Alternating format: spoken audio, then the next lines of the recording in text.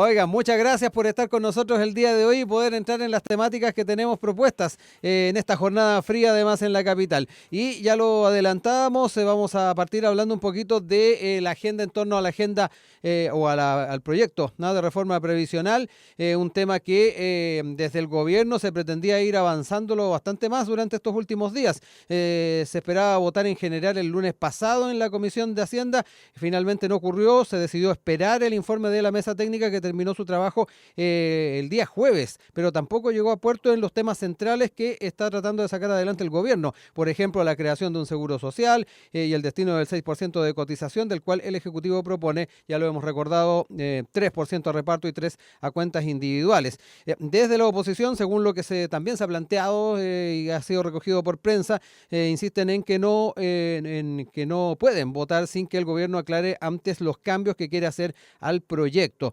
En este escenario se estuvo a la expectativa también de poder sacar adelante esto para esta semana y finalmente el proyecto no se va a estar votando el día de hoy en la comisión del Senado. En cambio, sí va a haber reunión de la mesa técnica que asesora a los senadores, pero solo para ir afinando el informe. Es parte de lo que se ha estado siguiendo en cuanto a lo que es el trámite, pero también no ha estado exento de comentarios y también de polémicas este tema. Y particularmente me quiero quedar con una entrevista que apareció en Ex Ante, con la presidenta del Partido Socialista, senadora, además Paulina Bodanovich, donde no solamente abordó las diferencias que ha tenido con integrantes del gabinete, particularmente con la ministra del Trabajo, sino que además el tema de cuán realista tiene que ser la propuesta.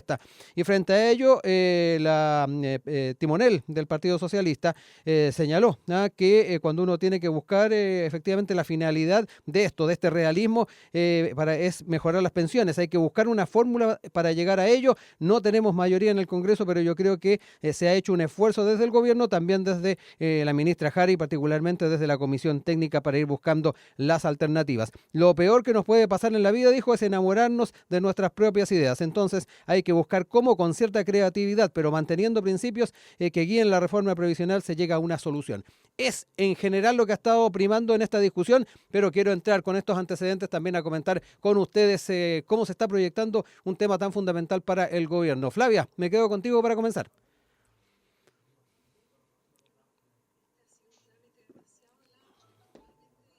Ujú.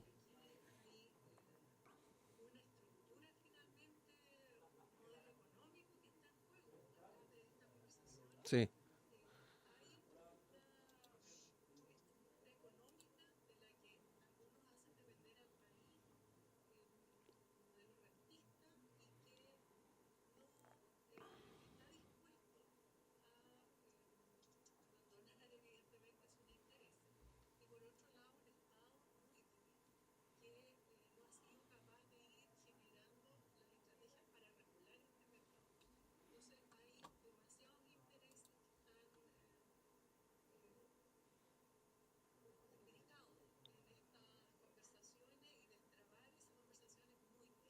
Ujú.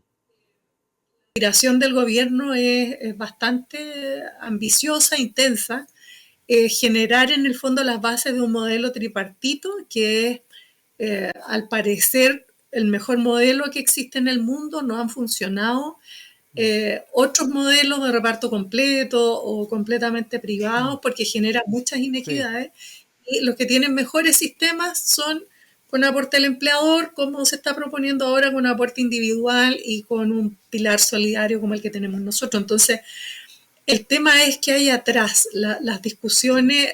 La derecha naturalmente está defendiendo su modelo económico, al que le atribuye éxitos en el desarrollo del país en los últimos 40 años, y nosotros creemos que el modelo ha profundizado desigualdades, que si bien se han conseguido logros evidentes, hay otros espacios donde no se ha avanzado y que tenemos que avanzar, y eso es lo que está atrás. Ujú. Por eso a veces se pierde el sentido de la discusión de las pensiones, que es lo que la Sí. gente está esperando, y uno se disuelve, digamos, la atención en este mar de argumentos que tienen, como te digo, intereses muy importantes que tienen que ver más bien con el modelo económico.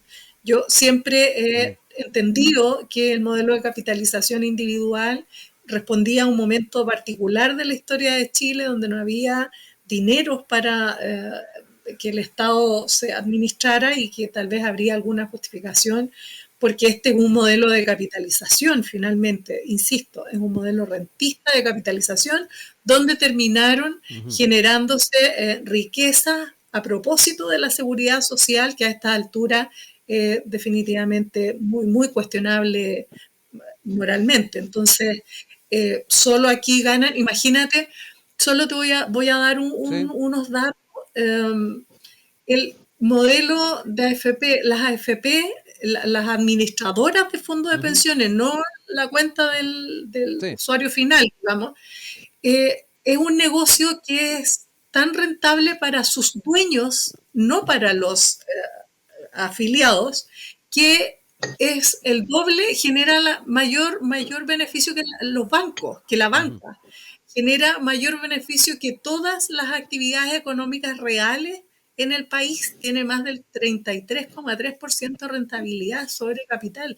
Es una cantidad inmensa de dinero lo que se está recaudando a propósito de la seguridad social y eso no es aceptable. Además que tampoco le sirve a la gente para tener buenas pensiones, que es lo que nos preocupa al final del día. José Antonio, voy contigo también para conocer la apreciación que tienes tú en particular de lo que ha sido este trámite. Ya lo decíamos, se ha ido postergando un poco el avance en las comisiones, también el poder sacar adelante en general la discusión. Hablábamos recién de la Comisión de Hacienda en el Senado, pero también me interesa saber el tema de cómo has estado observando los puntos de vista que se han planteado, tanto en su momento por la ministra Jara, lo que se ha estado analizando respecto también a la figura de las AFP y además este llamado al realismo que recién esbozábamos de la senadora Bodanovich. Hola Rodrigo, saludar también a Flavia. Estaba con algún problema de audio al principio, entonces me perdí los primeros 30 segundos de lo que comentó Flavia, pero creo haber entendido un poco el mensaje. Mira, lo primero, yo tiendo a estar de acuerdo con lo que dice la presidenta del Partido Socialista, Paulina Bodanovich. Yo creo que le hace un flaco favor a la tramitación del proyecto y a la viabilidad de llegar a una reforma que parecía por un momento estar cerca, el hecho de que esto se empiece a volver más intensivo en la prensa. Yo creo que mientras más de esto se tramita en el Congreso y en la Comisión Técnica y menos en medios de comunicación, es más ayuda a que se pueda llegar a un acuerdo y a que pueda salir una reforma. Y yo me había quedado la semana pasada como con la sensación de que esto estaba avanzando, de que estaban cerca de un acuerdo y al parecer volvió a tomar las portadas de los medios de comunicación y se volvió como a trabar un poco el debate. Entonces yo creo que sí, que el realismo ayuda a que se pueda llegar a un acuerdo. Efectivamente, esto lo tiene que empujar el gobierno y la oposición, eso yo creo que tiene que entenderlo, y al mismo tiempo el oficialismo tiene que entender que no tiene los votos y por lo tanto se tiene que llegar a un acuerdo que haga sentido a todas las partes. Habiendo dicho eso, al menos dos datos que yo creo que aportan mucho al debate para que entendamos un poco de qué estamos hablando. En Chile, desde ya el 2008 existe un sistema mixto de pensiones, pero que el nivel de mixtura ha ido cambiando. En el 2008 se aportaba para distintos niveles de solidaridad a través del pilar solidario poco más de 2 puntos de cotización, el equivalente a poco más de 2 puntos de cotización versus los 6 a capitalización individual. Cuando se crea la PGU, esto aumenta casi un 7%. Entonces, hoy día estamos destinando de recursos que equivalen a montos similares en capitalización individual y en solidaridad a través de la PGU. O sea, hay un nivel importante de fondos que entran al sistema y que la PGU los aumentó de forma significativa, y eso ha llevado que las tasas de reemplazo, que eran muy bajas antes de la creación de la PGU, hoy están en niveles más o menos altos, donde de acuerdo a datos que tenemos desde Pivote y en un informe que publicamos recientemente, quienes tienen las peores tasas de reemplazo son de hecho las mujeres que han cotizado entre 30 y 40 años. O sea, es ahí donde está la situación más dramática en términos de tasa de reemplazo, porque la PGU ya resolvió el problema a nivel de tasa de reemplazo. Por supuesto que las pensiones siguen siendo bajas, pero el problema de la tasa de reemplazo se resolvió bastante con la PGU en quienes acumularon menos años de cotizaciones, o sea, quienes tienen desde 0 a 20 años. Entonces, es ahí donde está el problema principal, al menos para que nosotros podamos lograr entregarle pensiones más similares a los que ganaban en su etapa profesional. Y es ahí donde debe estar enfocado la discusión sobre ya sea un pilar solidario o un préstamo de las personas al Estado que se ha estado discutiendo en la comisión técnica. Flavia, vuelvo contigo. En varias oportunidades cuando entramos en las temáticas de la reforma previsional surge también el factor PGU a la hora de ir apuntando entonces a las formas en las cuales se puede ir apuntalando el sistema y apuntalando a su vez mejores pensiones. Te dejo ahí la palabra también para tocar parte de los datos que nos compartía José Antonio.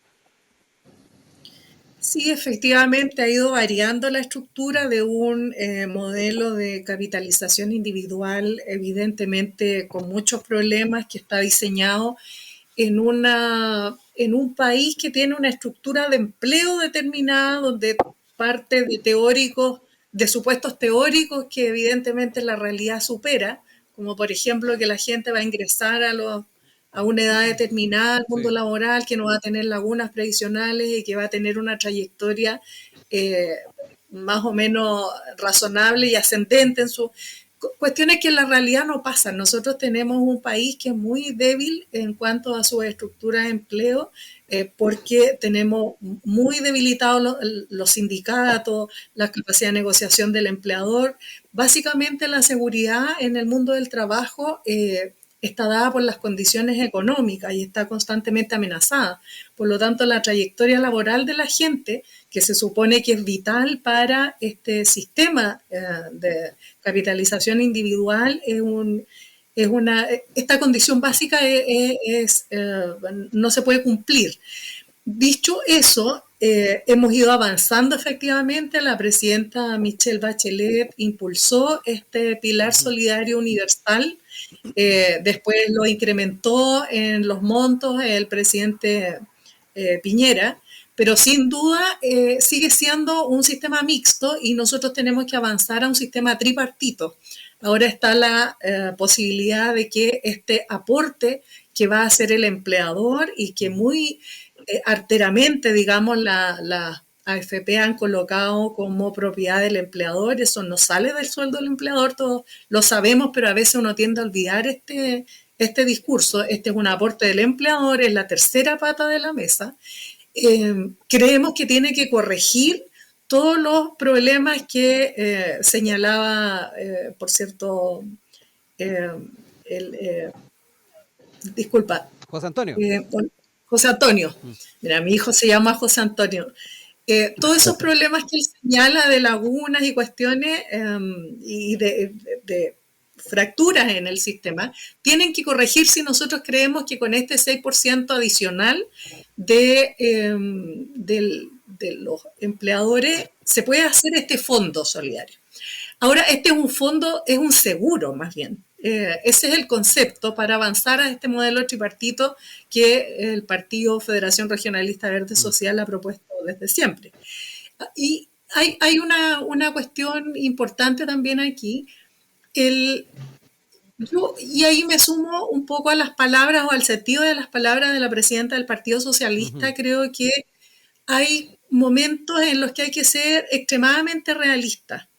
Y la propuesta que nosotros llevamos a la mesa en algún momento fue, bueno, a lo mejor tenemos que asegurarle a las FP realistamente parte de años de seguridad para que desarrollen su negocio, pero que nos dejen con el 6% incorporar este elemento de seguridad al sistema y después vamos evaluando y vamos corrigiendo. Por lo tanto, eso no se hizo, ya las FP están afirmando, digamos, su legitimidad en el sistema, pero el gobierno está con esta necesidad y con este objetivo de diferenciar la empresa, digamos, dividir la empresa y acabar con las FP efectivamente y generar un administrador de fondos y la administración individual de la gente de sus aportes va a un ente que es licitado cada 2 años, qué sé yo, y que va a ahorrar costos de administración. Por lo tanto, deberían incrementarse las pensiones por esa vía. Pero estamos cuestionando a dónde va a ir el 6%. Entonces, a veces pareciera que solo estamos hablando del 6%. No es así. El gobierno lo que quiere en el fondo es dividir en segmentos, digamos, la empresa, la industria, perdón, no la empresa, la industria, y separar la administración de los fondos de cotizaciones de la administración de las cuentas. Y por otro lado, hemos ido perdiendo espacio en esta idea de que este 6% pueda ir a nuestro pilar solidario para este seguro. Y bueno, ahí a lo mejor es un momento de tomar elementos de la realidad y conversar cuál es la línea roja para avanzar, porque si no otra vez estamos paralizados. José Antonio, vuelvo contigo. Importante ahí lo que traía a colación Flavia, también de los aspectos que están en el marco de esta reforma y que van más allá del tema del 6%. De hecho, también durante el fin de semana Ricardo Solari, en una columna en el Mercurio, daba cuenta también de algunos de esos aspectos. Estas propuestas de cambios que promueven la competencia en la industria, ya lo decía ahí Flavia. Hay propuestas como la licitación de carteras de afiliados, que son avaladas por economistas, además, y que estuvieron al alero en su momento de estas comisiones que se generaron para la discusión. ¿Cómo ves también ese otro aspecto que incorpora también Flavia a la conversación? Sí, lo primero, una pequeña precisión, porque yo estoy de acuerdo con Flavia lo que dice de las características de nuestro mercado laboral. Efectivamente hay alta informalidad, efectivamente las personas tienen lagunas permanentes y durante varias etapas de su vida que dificultan generar una buena pensión autofinanciada, pero la verdad es que este es un problema para para cualquier tipo de sistema de pensiones. O sea, fuera un sistema de pensiones de 100% reparto, tripartito, mixto, la variante que a uno se le ocurra, requiere y necesita que buena parte de los trabajadores estén ahorrando. Si los trabajadores no están ahorrando porque trabajan una mayoría de ellos o un número importante de ellos en la informalidad, entonces no hay sistema que resista. Con el sistema antiguo que teníamos nosotros, tú requerías haber trabajado una cierta cantidad de años y haber aportado una cierta cantidad de años para tener acceso a una pensión. Eso dejaría hoy a la gran mayoría de las personas sin pensión. Entonces, solamente para que el debate partamos desde ahí, si no hay ahorro, ya sea para un fondo solidario o para la cuenta personal, no hay sistema de pensión que aguante. Lo segundo, hay dos formas de hacer solidaridad. Yo creo que esto a veces se nos olvida. Está la solidaridad intergeneracional, o sea, dentro de las personas de una misma generación. Eso quiere decir que las personas que tienen mayores ingresos ayudan a la cotización de quien tiene menor ingreso hoy, y hay una solidaridad como la que propone el gobierno, que es intergeneracional, que eso quiere decir que quienes están trabajando hoy financian las pensiones de quienes están jubilando hoy. Eso, creemos nosotros desde Pivote, es profundamente injusto, sobre todo cuando hay proyecciones que dicen que el próximo año las tasas de reemplazo van a ser en promedio un 80% y a fines del 2070 podríamos estar hablando de tasas de reemplazo de un 60%, o sea, un 20% menor. Pero quienes van a estar financiando las pensiones de hoy van a ser justamente los que van a tener menores pensiones en el futuro. Eso es algo que hay que considerar, y el hecho de que estemos con una tasa de natalidad, o sea, con cada pareja está teniendo tan pocos hijos, que eso se va a ir acentuando, y en la medida que eso vaya siendo así, que es lo que están viviendo los países europeos y en Chile ya se está pudiendo ver, eso va a ser cada vez más difícil y las próximas generaciones van a tener cada vez mayores dificultades para financiarse una buena pensión. Entonces, hacer solidaridad entre generaciones pareciera no ser la respuesta hoy, dada la forma en que está creciendo la población en Chile. Habiendo dicho eso, yo creo que hay muchos otros aspectos del debate de pensiones que hay que considerar. Yo creo que evidentemente esto no puede ser un debate hecho a la medida de lo que quieren las AFP, y eso yo creo que nadie lo propone así. O sea, hay que entender que las AFP efectivamente son un grupo de interés que tiene el derecho a plantear los reparos y propuestas en el contexto del debate, pero eso no quiere decir que todo lo que se plantee tiene que tomarse al pie de la letra. Yo creo que la separación de las labores que realizan AFP de administración y de inversión, no he encontrado buenos argumentos que digan que efectivamente mejora la rentabilidad. En cambio, propuestas como la licitación de la cartera, que efectivamente la validó el mismo Salvador Valdés, que tuvo puestos importantes durante la administración del presidente Piñera, son propuestas interesantes y yo creo que habría que considerarlas, incluso si a la AFP no les parece, y que nos expliquen las razones por las que creen que es negativo. Yo creo que hay muchas, que las comisiones que están cobrando la AFP en muchos casos son excesivamente altas, hay espacios para bajarla, hay espacios para ponerle más competitividad a la industria, que por lo tanto las comisiones sean más bajas. Y por sobre todo, hay muchas veces esta teoría de que las personas se van a cambiar a la AFP que cobra más barato no ocurre en la práctica. No es tan fácil como se puede pensar en la teoría que las personas se cambien masivamente a la AFP que cobra más barato, y por lo tanto tiene sentido generar ciertos espacios para que se liciten las carteras, se le entreguen a quien cobra más barato, y la persona que quiera mantenerse en su AFP tenga la libertad para decidirlo también. Eso yo creo que está dentro de lo que se estuvo conversando en la comisión técnica, y son propuestas que por supuesto tienen que considerarse. Brevemente, cerramos ideas, Flavia.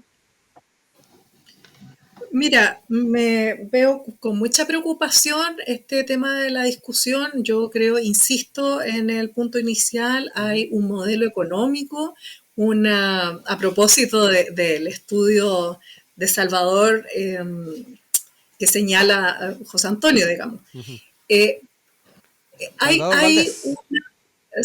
Salvador Valdés.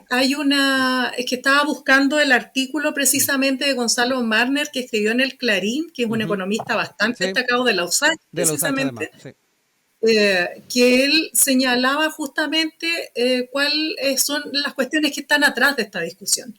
Y efectivamente el tema de la rentabilidad parasitaria que señala Gonzalo Marner es un tema.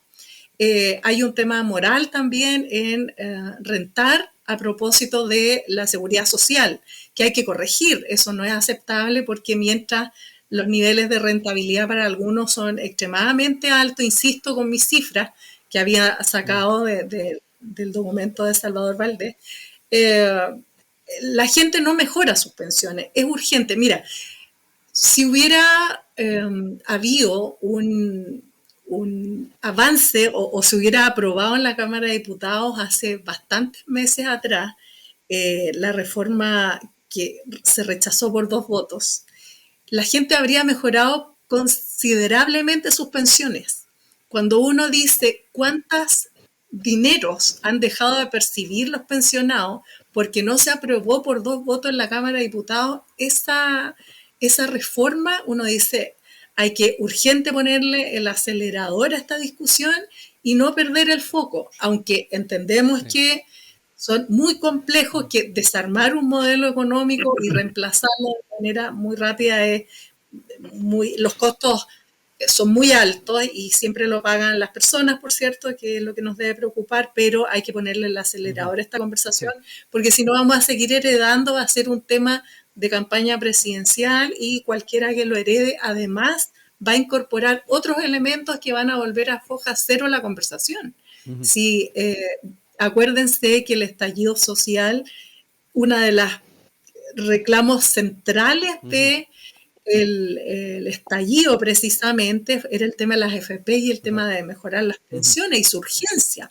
Por lo tanto, no es llegar y obviar que esta discusión es un dolor en el corazón de Chile, que hay que cerrarla y que hay que mejorar urgentemente las pensiones, aunque haya que sacrificar una parte del modelo. José Antonio, antes de irnos al paréntesis musical, te dejo ahí tiempo para cerrar ideas. Sí, a mí no me cabe duda que este es un dolor, que la ciudadanía espera una solución y espera una reforma. Yo creo que además técnicamente es necesaria una reforma hace tiempo. También creo que no hay que obviar que esto pasó de ser el tema principal durante las protestas del estallido social, hoy día estar en el 7º, 8º lugar dentro de las prioridades de las personas, porque hubo un gran cambio de política pública que se llamó la PGU y que alivió la situación de las personas que estaban más angustiadas por las bajas pensiones, que son el primer, segundo y tercer quintil. Hay una reforma urgente que hacer y es que se necesita ahorrar más. Con 6 puntos de cotización no se puede hacer mucho, no se puede financiar grandes pensiones con ningún modelo, con modelos de capitalización ni con modelos solidarios. Se necesita más ahorro, es lo que muestra la experiencia de países que tienen sistemas de pensión exitosos y Chile tiene que ir hacia allá.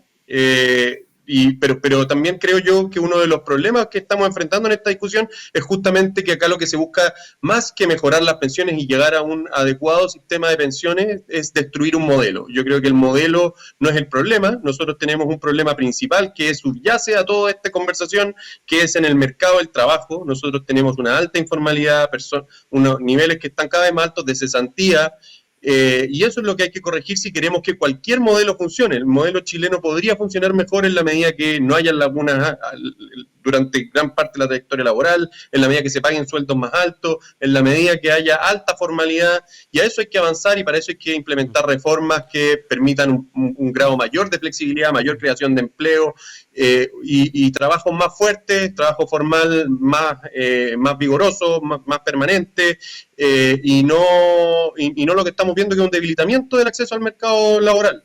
Mientras eso no pase, podemos hacer todos los ajustes al modelo y podemos seguir aumentando la PGU, pero el problema lo vamos a seguir teniendo, y es que el ahorro no da para financiar la vejez, sobre todo si pensamos que estamos ahorrando durante 30 años para financiar vejez cada vez más largas, que están durando también casi 30 años. Entonces, necesitamos ahorrar más, necesitamos ahorrar durante más tiempo si queremos tener acceso a una buena pensión en el futuro, sea cual sea el modelo de pensiones al que avance Chile. Son las 9:46. Seguimos a esta hora con nuestro panel del día de hoy junto a José Antonio Valenzuela, director de incidencia de Fundación Pivotes, y con Flavia Torrealba, presidenta del Partido Regionalista Verde. Y nos quedamos un poco con los análisis en torno a lo que está ocurriendo en distintos lugares del mundo, pero particularmente cierta preocupación que se ha estado planteando en torno al avance de la ultraderecha y particularmente por una columna de la expresidenta Michelle Bachelet en El País. Ella hace mención a esta preocupación, el riesgo del avance de las ultraderechas es que no creen verdaderamente en la democracia, ha dicho, y por lo mismo toman medidas estando en el gobierno que socavan las instituciones. Una columna que surge además al alero de lo que era la elección francesa el día de ayer, donde se estaba bastante a la expectativa de cuál iba a ser el resultado luego de lo que fue esa primera vuelta, donde los sectores de extrema derecha en Francia habían encabezado los resultados con un 33,1% de los votos. Finalmente hubo un vuelco en aquello el fin de semana, donde efectivamente el sector de izquierda, el Nuevo Frente Popular, obtuvo el primer lugar con 182 escaños y de alguna manera ese fantasma del que se estuvo hablando durante un tiempo se fue diluyendo. Sin embargo, hay que recordar que en las elecciones europeas en Francia hubo resultados importantes para la extrema derecha, también en Alemania, y es algo que se ha estado discutiendo desde hace bastante tiempo. Quiero entrar en aquello, y particularmente en lo que son las visiones que plantea la exmandataria en torno a estos riesgos que eventualmente podría tener un avance de la ultraderecha y particularmente hacer una lectura más amplia. Hay quienes dicen que muchos de estos resultados tal vez no son homologables a otras realidades alrededor del mundo, pero no está de más entrar en este debate y en esta conversación. José Antonio, parto contigo ahora. No te escucho ahora, no sé si estás muteado tú ahí, José Antonio, a ver si... Disculpa, ahí sí. Sí, estaba yo muteado. Sí. Oye, nada, Rodrigo, yo creo que efectivamente en Europa hay buenas razones para la preocupación. Yo creo que lo que pasó en Francia además dio cuenta de una buena lectura del presidente Macron. Se habló durante mucho tiempo que lo que estaba haciendo era una locura, que no tenía ningún sentido, pero pareciera ser que fue la movida correcta y que el tiempo le dio la razón. Ahora, por lo que entiendo, no se va a producir la cohabitación, van a tener que negociar entre las fuerzas de centro derecha y de izquierda y el partido del presidente Macron por un primer ministro que posiblemente termine siendo del corral del presidente. Entonces, pareciera ser que la movida de Emmanuel Macron fue correcta, pareciera ser además que en Inglaterra también que se esperaba que el partido ultraderechista de Nigel Farage creciera mucho y tampoco se produjo eso. Lo que no quita que seguimos viendo una fuerza que va creciendo y que hay que mirar con atención y que yo creo que pues tienen buenas razones en Europa para estar preocupados y alerta. Por otro lado, también creo que en la columna, con esa parte estoy de acuerdo, pero también me parece que por momentos se trata de extrema derecha a básicamente cualquier proyecto con el que no se está de acuerdo y también de antidemocrático a proyectos que por el momento no han dado necesariamente la evidencia para ser tachados de esa forma. Y por otro lado, en el continente nuestro, se ve mucha tibieza con proyectos que también son antidemocráticos, pero que vienen por el otro sector y pareciera que ahí hacemos la vista gorda. O sea, en nuestro continente, a diferencia de Europa, por eso digo que en Europa tienen buenas razones para estar en alerta, pero en nuestro continente los principales proyectos antidemocráticos y que ya están instaurados hace varios años son en Venezuela, en Cuba, en Nicaragua, y eso se suma en situaciones preocupantes como la que pasó en Perú con Castillo o en México con AMLO y ahora con su sucesora, y ahí pareciera ser que no levantamos estamos alertas, que no hablamos del cerco sanitario, sino que se hace la vista gorda. Entonces, lo que yo creo es que hay que estar alerta de los proyectos que no manifiestan un compromiso irrestricto con la democracia y con las reglas y procedimientos que la democracia establece, más que esto de el calificativo de extrema derecha como la única fuente de preocupación, y además con el que se busca neutralizar a veces a proyectos con los que uno podrá estar en desacuerdo, pero que son democráticos, o al menos no han dado razones para desconfiar de sus credenciales democráticas. Estoy pensando en el Partido Republicano en Chile. O sea, el Partido Republicano es uno con el que yo no comparto, yo no he votado por candidato al Partido Republicano ni creo hacerlo en el futuro, pero rápidamente se los busca encasillar con Orbán y con proyectos que sí han demostrado que no tienen credenciales democráticas, y con esto como que sacarlos del juego por secretaría. Y ahí es donde yo quiero plantear esos dos matices, tanto con la facilidad con que a algunos se los achaca de extrema derecha y por lo tanto antidemocrático, y la dificultad que hay también para hacer ese mismo rayado de cancha con ciertos proyectos que ya han dado credenciales de no creer en la democracia, de no tener elecciones libres, de no respetar los derechos humanos, y que en Latinoamérica son mayoritariamente del otro sector político. Flavia, me voy contigo ahora también para no solamente ir viendo cómo también observaste los resultados que se dieron el fin de semana, sino que además el timing respecto a lo que expone la expresidenta Bachelet en esta columna, donde ya lo decíamos, manifiesta preocupación respecto a retrocesos en derechos, particularmente, recuerda derechos sexuales, reproductivos, derechos de las mujeres, lo que tiene que ver también con la agenda que tiene que ver con medio ambiente, parte de lo que señalaba también en esta columna. Te escucho, Flavia. Mira, efectivamente en Francia, que ha heredado tantas cosas al mundo, por cierto, pasaron cuestiones bien preocupantes. La ultraderecha duplicó el número de parlamentarios por la vía democrática, están apropiándose del poder, digamos. Ese fue un paso importante que no hay que desdeñar. Recordemos siempre que Hitler llegó al poder por elecciones, no fue por un golpe militar. Por lo tanto, ahí hay que tener una atención puesta permanentemente, pero yo sí quiero destacar que en un país tan fraccionado como Francia, que tiene muchos más partidos políticos que el nuestro, tiene como 29, de hecho los que tuvieron resultados, y además independientes, sí. Lograron articular dos ejes progresistas, centro-progresistas, para ir avanzando en los programas. Yo igual considero que la movida de Macron fue muy, muy interesante. Cuando se une el centro, insisto, con el progresismo, hay un sistema que regula también los avances y la velocidad de esto y la dirección que estos tienen que tomar. Pero por cierto que hay riesgos importantes en la ultraderecha. Yo igual me quiero detener un poco. No conozco a ninguna persona que no sea el Partido Comunista que no se haya pronunciado severamente sobre los regímenes no democráticos en América Latina. Así es que eso sí que no, José Luis, lo puedo aceptar. Solamente el Partido Comunista, que tiene una política internacional conocida, pero desde el presidente para abajo, incluidas todas las colectividades de derecha, centro e izquierda, hemos sido muy severas en relación a la calificación y al trato con especialmente Venezuela y no sé cuál es tu preocupación con México, porque la presidenta todavía no asume, pero veamos cómo se desempeña antes de calificarla. Creo que ahí hay un prejuicio de entrada, digamos. Pero dicho eso, me parece también que hay una dificultad para que nosotros entendamos que en Chile no hay ultraderecha. Yo creo que los republicanos efectivamente son institucionales. No voy a comparar, por cierto, a Kast, por ejemplo, con Kaiser.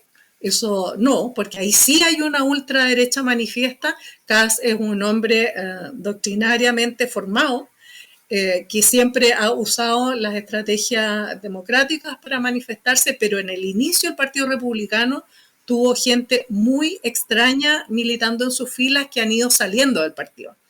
Y era cuestión de mirar, yo miro regularmente porque me preocupan mucho las discusiones en el Congreso Nacional, cómo se daban en la sala las discusiones de parlamentarios que llegaron vía democrática a esos espacios y que, por ejemplo, en temas medioambientales, que son el eje de mi partido, o en materia de descentralización, eran completamente negacionistas, dándole la espalda no solo a la ciencia, sino que a la evidencia empírica, a la mirada que uno tiene del mundo, de las noticias, de prender la tele. Entonces, yo creo que el riesgo que hay de una ultraderecha, además que se aprovecha de las necesidades de la gente y de los miedos, y además que es negacionista no solo en temas ambientales, sino también en temas de salud, en temas de educación, que básicamente su intento es ponerle la venda a los problemas para llevar adelante proyectos políticos de dudosa credenciales democráticas. Yo no puedo aceptar, digamos, que vaya avanzando partidos políticos que quieran desarmar el Estado. El anarcocapitalismo a mí no me parece que sea un estadio deseable o que sea un camino que en Chile no tengamos el legítimo derecho a confrontar y a tratar de disminuir, digamos, y ocuparle los espacios de crecimiento. Entonces, me parece que efectivamente hay la derecha muy derecha, digamos, que representa a José Antonio Kast, y la ultraderecha, que es ya una realidad en Chile. No son comparables, no quiero ser injusta en eso, pero obviamente no significa adhesión ni nada, pero evidentemente está en el rango de los que respetan las democracias liberales, que es donde creemos que tenemos que seguir manejándonos y es la mejor herramienta que tenemos, sobre todo en un mundo y en un país que va a entrar en un conflicto por todos los temas que se están desencadenando. Nosotros estamos enfrentando riesgos medioambientales muy severos, que si no tenemos una democracia fortalecida en cada uno de los territorios, gobiernos comunales muy fuertes, gobiernos regionales que puedan hacer algo para apoyar a las comunidades que van a entrar en crisis, es un problema, digamos. Lo mismo en todos los temas, la pandemia ya nos enseñó, cuando se cortaron las redes de suministro, la gente sobrevivió o mantuvo, digamos, la calma gracias a los pequeños comercios, a lo local y a lo que tenía disponible a su alrededor. Entonces, creo que el mundo, el país nos está enfrentando a riesgos muy grandes que si no fortalecemos la democracia, nuestro sistema institucional, no vamos a una descentralización severa, si no nos ponemos a prepararnos para los cambios medioambientales que vienen con la ebullición mundial, vamos a estar en muchos problemas y esos son los espacios en los que la ultraderecha crece, por cierto. Nos quedan 2 minutitos, un minutito para cerrar ideas para cada cual. José Antonio. Sí, yo creo que efectivamente estamos enfrentando problemas globales y nacionales que son muy importantes, que son dramáticos y que por lo tanto necesitamos instituciones fortalecidas, necesitamos un empleo pujante, necesitamos de todas maneras una economía bullante y que nosotros podamos ocupar las ventajas comparativas que nos traigan nuestros recursos naturales para salir adelante e invertir en educación.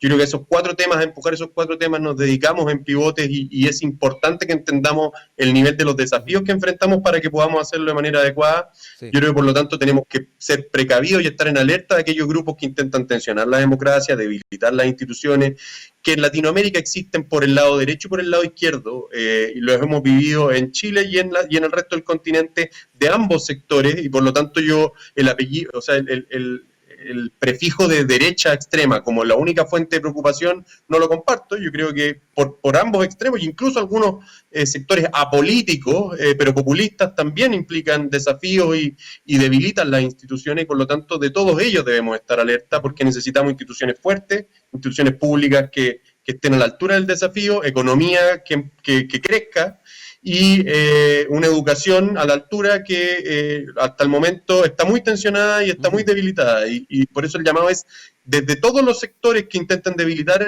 las instituciones, tenemos que estar alerta y tenemos que combatirlas. Flavia, también, un minuto para cerrar. Bueno, nosotros creemos firmemente en modificaciones del Estado que tenemos vigente.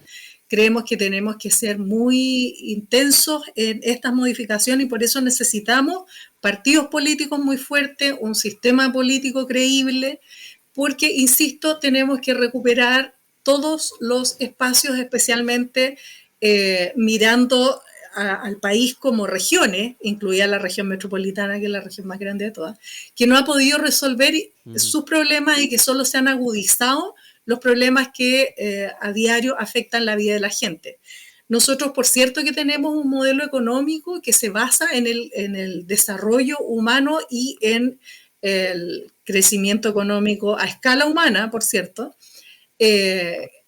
Hay un modelo distinto que está predominando ahora, es una economía muy abierta que va a generar cuestionamientos cuando haya que discutir acerca de la disponibilidad de alimentos, que ya en algunos momentos estamos sintiendo, por ejemplo, cuando las lluvias acaban con los cultivos en el sur, cuando vemos los suelos completamente degradados y que no son utilizables ni siquiera para la agricultura, cuando vemos los espacios poco protegidos y donde hemos ido avanzando gracias al ministro Esteban Valenzuela en instalar la idea de la agricultura familiar campesina y las redes de economía local. Entonces, hay un montón de desafíos que tenemos que hacer y nosotros creemos que solo institucionalmente podemos lograr esos cambios sin que haya traumas para la sociedad. Y por eso creemos que hay que fortalecer el sistema político, modificarlo, intensamente descentralizarlo,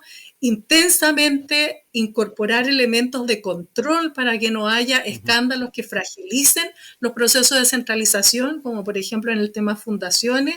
Creemos que tenemos que invertir en control de gestión y de inversión para no retroceder en cuestiones que ya dábamos por ganadas. Entonces, con una economía a escala humana, con un país descentralizado y con la gente pudiendo tener un espacio de competencia regulado y justo, creemos que el empleo, la microempresa, la pequeña empresa va a tener un espacio fértil para crecer y se van a reconstruir los tejidos productivos y no vamos a depender de esta economía rentista con este modelo tan acumulador que solo genera externalidades en temas medioambientales y, por cierto, humanos y económicos. Sí. 10:03, José Antonio Valenzuela, Flavia Torrealba, muchas gracias por acompañarnos en este comienzo de semana. Que tengan también unos excelentes días y nos estamos reencontrando a futuro en un nuevo panel. Un abrazo. Gracias, que esté muy bien. Gracias, saludos, que tengan Chao, chao. una linda semana.